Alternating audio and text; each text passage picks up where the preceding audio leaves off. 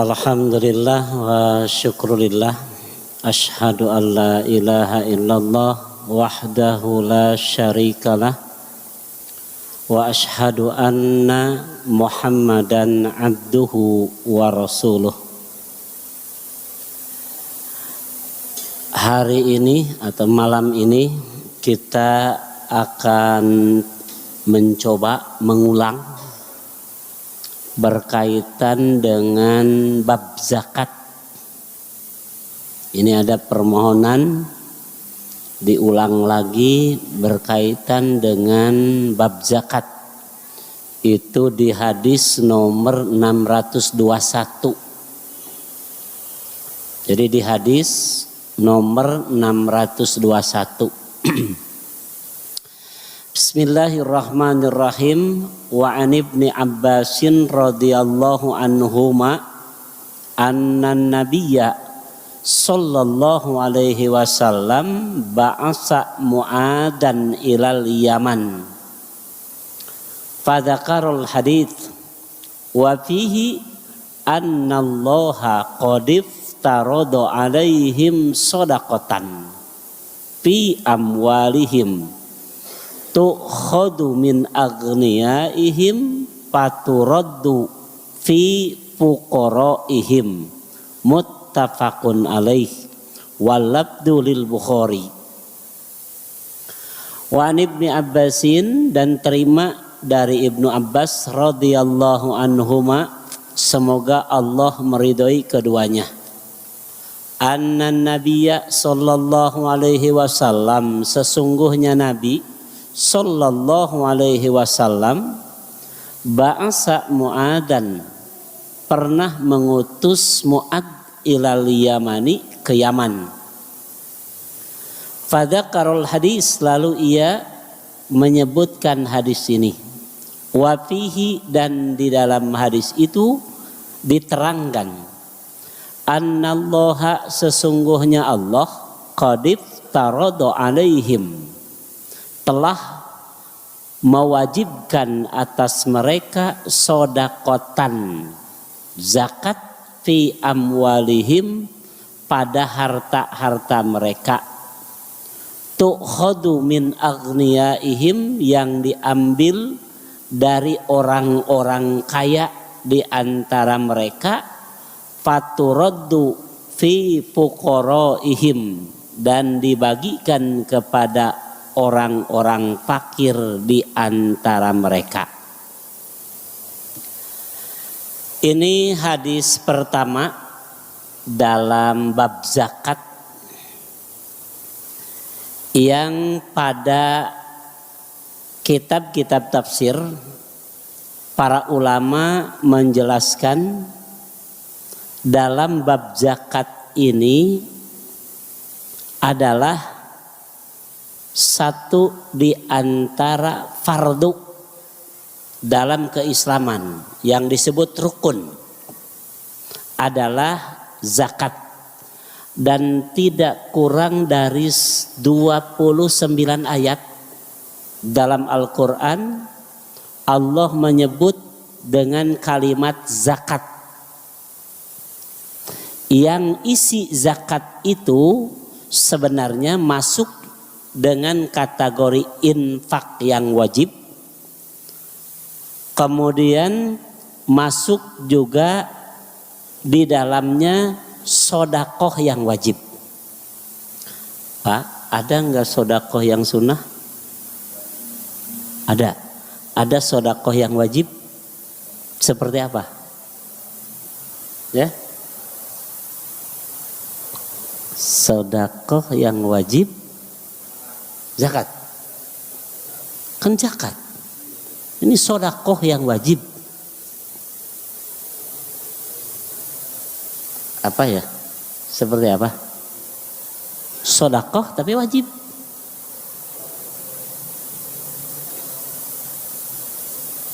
Ada yang tahu? Sodakoh yang wajib. Sodakoh kepada istri. Namanya apa? Namanya infak. Ketika bapak ngasih sesuatu kepada istri, disebut apa? Napakoh. Sedekah bukan? Sedekah bukan? Sedekah yang wajib. Namanya infak. Makanya nanti dalam bahasa Al-Quran seringkali Allah menyebut dengan bahasa infak, bukan zakat. Wa anfiqu mimma mimma rojaqakumullah. Jadi bahasanya bukan keluarkan zakat, tapi infakkanlah.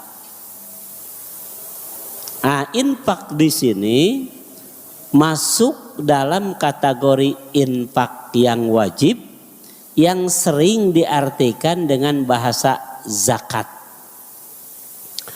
Kemudian kalau kita lihat di dalam bahasa Arab, seringkali bahasa zakat itu diartikan dengan beberapa arti. Kalau kita yang disebut zakat itu apa ya? Mengeluarkan sebahagian harta dengan ketentuan apa? Prosentase dan haul. Kemudian nisab. Itu yang disebut zakat. Nah, kemudian dalam bahasa Arab seringkali yang disebut zakat itu diartikan an-nama wat toharoh. Ada yang tahu arti an-nama? An-nama itu apa? Berkembang. Zakat itu seringkali diartikan dengan bahasa an-nama. Kemudian suka juga diartikan at-toharoh. Kenapa zakat diartikan an-nama? Secara bahasa, pali anna ikhrojaha sababun linnama'i fil mal. Ketika orang mengeluarkan zakat, maka amalan itu akan menjadi penyebab berkembangnya amal orang itu. Jadi nanti zakat, infak, sedekah itu sababun linnama fil mali, akan menjadi penyebab berkembangnya harta seseorang. Gak percaya buktikan. Orang tijarah tidak mengeluarkan zakat, tidak akan pernah an-nama, tidak akan pernah berkembang. Orang usaha tanpa mengeluarkan sedekah, tanpa mengeluarkan infak, tidak akan pernah berkembang. Dan ini janji Rasul. Rasul Shallallahu Alaihi Wasallam pernah menyampaikan satu hadis bahwa dua malaikat tiap pagi mendampingi seseorang. Yang satu berdoa, Allahumma a'ti munfiqan khalafan. Yang kedua berdoa, Allahumma a'ti mumsikan talapan. Ini doa malaikat tiap pagi itu mendampingi seseorang. Yang satu berdoa, ya Allah cepat ganti siapapun orang yang mengeluarkan infak hari ini. Kemudian malaikat yang satu lagi berdoa kepada Allah, ya Allah cepat bangkrutkan orang yang menahan infak hari ini. Dua ini ya. Makanya para ulama menyebutkan zakat itu secara arti an-nama dalam bahasa. Kenapa disebut zakat itu berkembang? Karena orang yang mengeluarkan zakat akan menjadi penyebab berkembangnya harta yang ia miliki. Makanya ahli hikmah menyatakan ingin kaya banyak-banyaklah infak. Kenapa? Karena infak, zakat menjadi penyebab berkembangnya harta seseorang. Ini yang pertama. Sampai Rasul menyebutkan dengan bahasa hadis, mana koso malun min sedekah. Tidak akan ada harta yang berkurang karena orang rajin sedekah. Ini yang pertama. Yang kedua, Imam As-San'ani menyebutkan zakat itu dengan bahasa toharoh. Kenapa? Zakat diartikan dengan toharoh. Imam As-San'ani menyebutkan Pa'ammasani, adapun pendapat yang kedua yang mengatakan zakat itu diartikan toharoh, pali annaha tuhrotun lin nafsi, karena zakat itu akan membersihkan diri seseorang min rozalatil bukhli, dari penyakit-penyakit kikir. Jadi kalau zakat dikeluarkan, minimal ia akan diselamatkan Allah dari penyakit kikir. Dia sudah membersihkan dirinya dari rozalatil bukhli.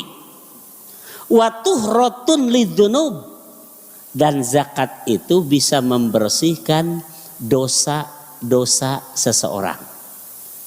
Pertanyaan, zakat yang mana yang bisa mengikis habis dosa seseorang? Zakat yang mana? Zakat berupa infak yang dikeluarkan secara rahasia, dan ini diterangkan dengan ayat. Kenapa? Ketika kita mengeluarkan infak terang-terangan, terbuka, itu adalah kebaikan.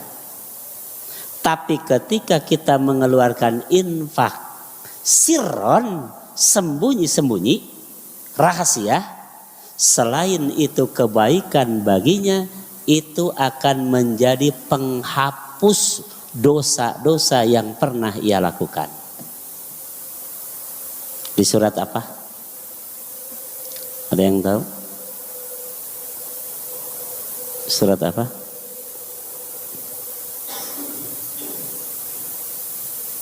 Ada yang tahu? Surat Al-Baqarah. Daet keneh. Ayat sabaraha aos weti mimiti nepi ka eng anggeus pasti kapanggih.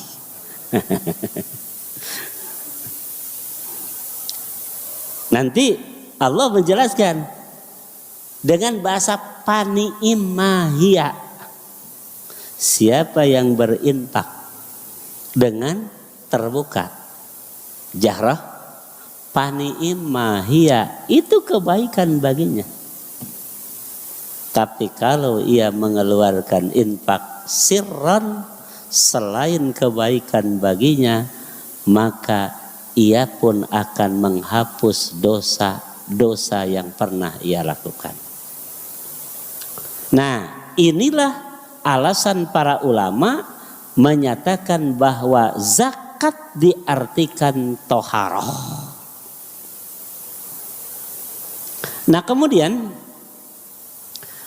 di dalam Al-Fat, para ulama menyebutkan wahia ar-ruknus salis, dan zakat itu merupakan rukun yang ketiga min arkanil lati buniyal Islam alaiha, dari rukun-rukun yang Islam dibangun padanya. Ada berapa rukun Islam? Ada?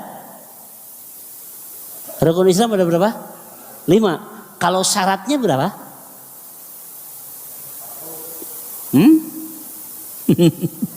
Saya sudah jelaskan di sini. Cuma sudah lupa. Rukun Islam 5 dan zakat rukun yang ketiga. Dan rukun Islam yang 5 ini harus dibangun pada bangunan Islam yang 3 yang disebut syaratul Islam. Kenapa? Karena Islam hanya rukun, tidak sempurna, tidak disebut Islam kafah. Bagaimana kalau syaratnya saja sama? Karena Islam yang kafah, yang sempurna, harus dilaksanakan rukunnya yang dibangun di atas syaratnya. Saya sudah jelaskan di sini, syarat Islam itu 3. Pertama, taqwimus syariah. Yang kedua, akhlakul karimah. Dan yang ketiga, al jihad fi sabilillah. Makanya kalau orang sudah syahadat, salat, zakat, saum dan haji, tapi akhlaknya buruk, tidak akan bisa ke surga. 1. Kenapa? Karena dia hanya memiliki rukun Islam, syaratnya tidak ada. Kedua, orang yang sudah melaksanakan rukun yang 5, rukun Islam, tapi dia tidak taqwimus syariah, tidak menjalankan syariat, ia pun tidak akan bisa ke surga. Sebagaimana orang yang sudah melaksanakan 5 rukun ini, tapi dia tidak berjihad di jalan Allah, dia pun tidak bisa ke surga. Sebagaimana Nabi menjelaskan, Abdurrahman bin Auf saja sudah 200 uqiyah emas ditambah 700 unta penuh dengan barang dagangan, ke surga masih habwan. Ayo orang dek lompat, dek lempang ke surga teh. Ya. Abdurrahman saja habwan. Ini satu bukti bahwa jihad fisabilillah itu merupakan syartun fil Islam. Nah, para ulama menyebutkan zakat merupakan rukun yang ketiga dari Islam, yang jika zakat itu tidak ada, berarti dia tidak muslim. Setuju enggak? Kalau 5 rukun yang tadi ditinggalkan salah satu, maka ia sama dengan meninggalkan secara keseluruhan. Salat, syahadat, saum, haji, tapi teu zakat. Sarua jeung teu salat, sarua jeung teu haji, sarua jeung teu saum. Setuju enggak begitu? Setuju?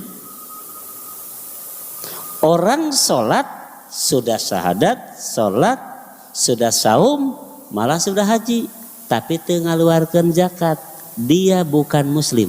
Setuju enggak? Kenapa? Imam As-Sabuni menyebutkan dalam kitabnya, meninggalkan sebahagian berarti meninggalkan secara keseluruhan. Orang maka contoh saeutik. Kalau bapak wudhu, lalu tangan sebelah tidak dicuci, tangan sebelah gak dicuci, semua dicuci, kemudian yang diusap, semua sempurna, kecuali tangan satu tidak dicuci. Jangan tangan, jari saja, satu jari sengaja tidak dicuci, maka ia jatuh dalam syariat seperti orang yang belum wudhu. Kenapa? Sebahagian anggota wudhu yang harus dicuci ditinggalkan.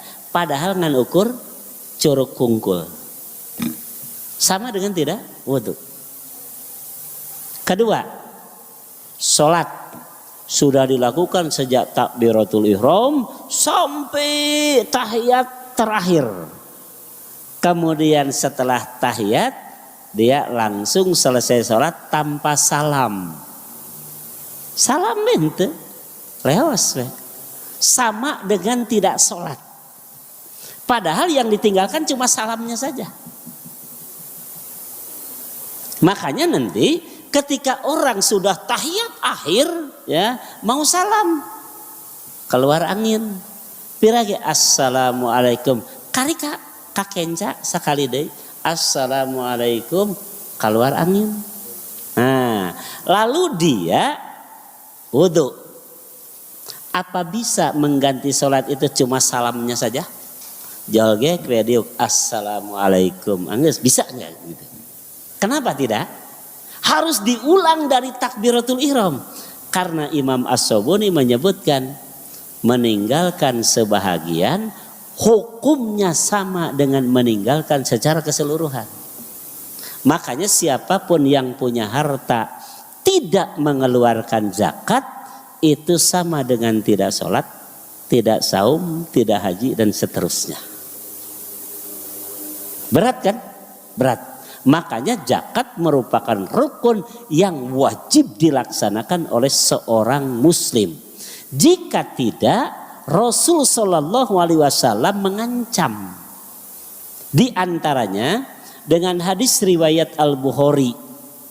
Itu di Sahih Al-Bukhari di juz ke-6 di halaman 39 Nabi Shallallahu Alaihi Wasallam bersabda melalui sahabat Abi Hurairah radhiyallahu an, man atahu Allahu malan falam yuaddi zakatahu musilalahu maluhu sujaan aqra lahu zabibatani yutawwaquhu yaumal qiyamah yaqulu ana maluka ana kanzuka. Siapa yang Allah berikan kepadanya harta lalu ia tidak mengeluarkan zakatnya, maka harta yang ia miliki dirubah jadi ular yang berbisa yang nanti akan membelit di lehernya dan ia terus mematuk-matuk dirinya dan ia mengatakan ana maluka ana kanzuka. Ini hukuman. Saking wajibnya orang punya harta mengeluarkan zakat. Nah, kemudian yang akan jadi permasalahan pada pertemuan kali ini, bagaimana kalau zakat diubah bentuknya jadi bentuk lain? Boleh gak? Nih, ada zakat berupa uang. Lalu kita tidak bagikan uangnya, belikan saja. Misalkan sesuatu yang dibutuhkan orang. Contoh, beli kena roda, bikin be ka tukang dagang, sana dipakai dagang, menang teu zakat siga gitu. Bolehnya begitu. Contoh kedua, zakat berupa makanan, beras contoh. Karena orang tidak butuh beras, lebih membutuhkan uang. Duit we, bikin we duitnya. Jadi kan dirubah. Padahal yang zakat itu kan berubah makanan. Rubah saja jadi uang. Atau dari makanan dirubah jadi pakaian. Misalkan nih, zakat fitrah. Ini kan berupa beras. Karena kelihatan di daerah sini orang lebih membutuhkan pakaian misalkan. Maka beras oleh panitia diuangkan. Lalu diberikan kepada pakaian. Lalu dibagikan pakaian sebagai zakat fitrah. Apa boleh seperti itu? Ini kan yang akan jadi permasalahan. Nah, kalau kita melihat secara dalil yang secara umum, kalau kita lihat zakat itu to'am, makanan, seperti di zakat fitrah. Di dalam Musnad Asy-Syafi'i di juz ke-1 di halaman 93, Abi Sa'id Al-Khudri pernah mengatakan, kunna nu'tiha fi zamanin Nabi so'an min to'am. Satu, ini yang jadi dasar orang mengatakan zakat fitrah itu wajib dengan makanan. Tidak boleh dengan uang. Tidak boleh dengan bentuk lain. Harus dengan makanan. Satu ini. Kata Abi Sa'id Al-Khudri, kunna nu'tiha fi zamanin Nabi so'an min to'amin. Satu sok makanan. Au so'an min tamrin. Atau satu sok dari kurma kering. Au so'an min syair. Atau satu sok dari gandum. Au so'an min zabib. Atau satu sok dari kismis. Au so'an min akitin. Atau satu sok berupa kizu. Boleh nggak dengan beras? Boleh nggak dengan beras? Ini kan hadisnya. Makanan disebutkan. Makanan kurma kering dari gandum. Satu sok dari kismis, anggur yang kering. Au so'an min akitin. Satu sok berupa kiju. Ada nggak beras di sini? Kenapa di kita mengeluarkan zakat fitrah dengan beras? Kenapa? Makanan. Masuk dalam kategori makanan. Nah kemudian boleh nggak dijadikan uang? Misalkan nih ya, amil zakat punya perhitungan, ini yang paling butuh di sini uang. Ah udah berasnya dijual saja, bagikan uangnya. Boleh nggak begitu?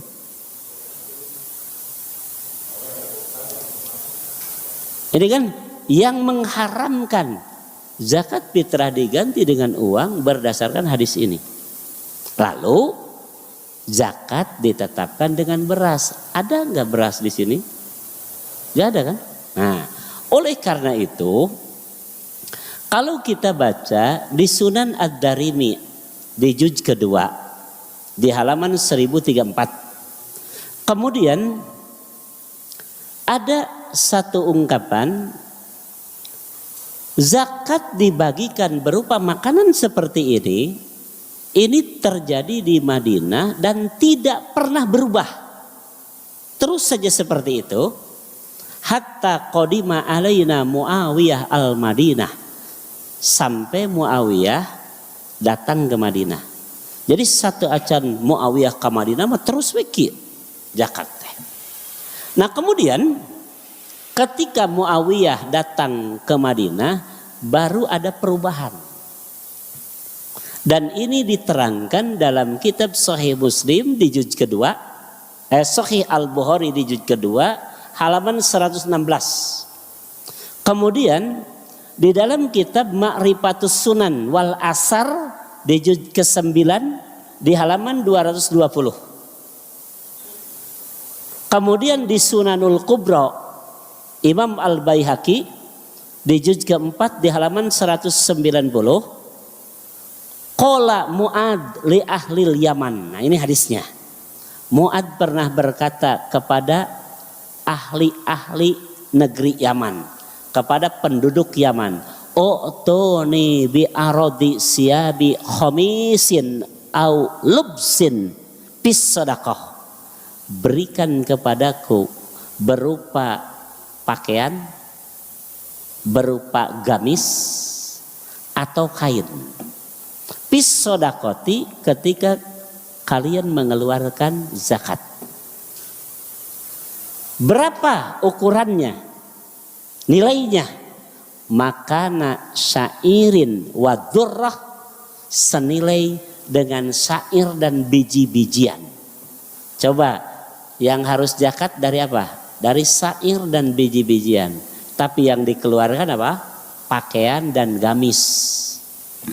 Nilainya yang dikeluarkan pakaian dan gamis itu senilai dengan zakat yang harus dikeluarkan berbentuk syair.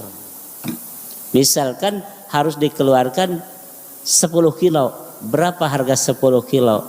Dibelikan kepada gamis yang harganya sekian. Nah, Mu'ad bin Jabal meminta kepada ahli Yaman untuk mengeluarkan zakat bukan syair. Bukan dzurrah, bukan biji-bijian. tapi dia meminta siab, khamis, ya, lubsun, pakaian atau gamis. Apa alasan Mu'adz bin Jabal? Fa innahu ahwanu alaikum, itu akan memudahkan kalian yang mengeluarkan zakat. Kenapa? Di saat itu orang-orang Yaman banyak yang jualan pakaian. Padahal zakatnya tina sa'ir, ganti we ku baju. Begitu. Kedua, wa khairun lil muhajirina bil Madinah, dan ini lebih baik dan lebih manfaat bagi orang-orang muhajir yang ada di Madinah. Jadi ganti. Ya. Nah, dari hadis yang ini kita bisa mengambil ibrah. Ketika satu saat dana zakat ini, ya, harus dibagikan, tidak dibagikan dana. Karena di tempat ini misalkan sangat membutuhkan sesuatu, maka zakat itu dirubah menjadi sesuatu yang dibutuhkan umat. Bagikan betana. Boleh seperti itu dengan merujuk hadis yang ini. Oleh karena itu tidak terpaku zakat harus dibagikan uangnya semua habis, tidak. Ini yang pertama. Kedua, mengenai asnaf yang 8, tidak harus semua asnaf terisi, tidak. Tapi kita melihat prioritas, mana yang terpenting dan mana yang paling urgent, membutuhkan. Maka kita memfokuskan membagi zakat itu di situ. Misalkan sekarang lagi butuh sabilillah, miskin tidak ada, fakir tidak ada, sabilillah saja. Boleh begitu? Boleh. Misalkan sabilillah sudah cukup nih, lalu ini miskin banyak, ada yang gorim dan sebagainya, itu dibagi. Dan ini dibiarkan dulu. Kenapa? Ini sudah mencukupi. Boleh seperti itu. Jadi tidak semua asnaf harus diisi, tidak. Dan ini kembali kepada kebijakan yang namanya amil zakat. Oleh karena itu amil zakat harus mempunyai ilmu berkaitan dengan itu, sehingga tidak ada kesalahan, ya, dalam membagikan zakat atau menampung zakat. Itu saja barangkali yang dapat saya sampaikan. Mudah-mudahan ini sedikit menjadi tambahan ilmu bagi kita semua. Barakallah li wa lakum. Wassalamualaikum warahmatullahi wabarakatuh.